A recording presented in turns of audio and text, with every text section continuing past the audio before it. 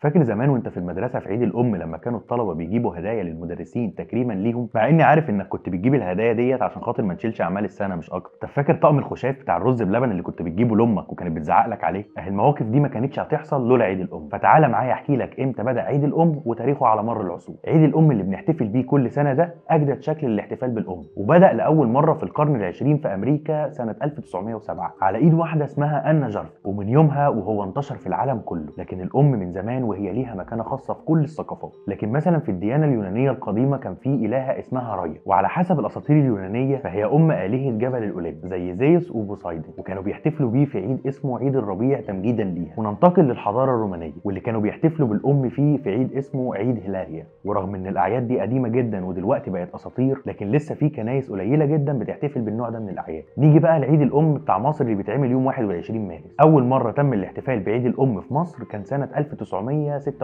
واول واحد اتكلم عن ان لازم يكون في عيد ام هو الكاتب مصطفى امين، والكلام ده كان سنه 1943 في كتاب اسمه امريكا الضاحكه. لكن محدش اخد باله من الموضوع. لكن بعدها ب10 سنين راحت ست لمصطفى امين في مكتبه وحكت له قصتها، وقالت له ان بعد وفاه جوزها فضلت تربي ولادها وكرست حياتها ليهم، ولما اتجوزوا هجروها وبقت عايشه لوحدها. فتاثر جدا بجحود ولادها وقرر انه يرجع فكره عيد الام تاني. استمر في الدعوه ليها لدرجه انه راح لوزير التعليم، وكان وقتها كمال الدين حسين، وعرض عليه فكره العيد، ولانه كان بيحب امه جدا وافق. وكلم الرئيس جمال عبد الناصر، ولانه بيقدر جدا كمال الدين حسين وافق على الفكره، وتنجح الفكره جدا ويتعمل اول عيد ام مصري يوم 21 مارس. قول لنا بقى، هتجيب هديه جديده لامك السنه دي ولا هتجيب لها نفس طقم الخشاف بتاع كل سنه وبس كده؟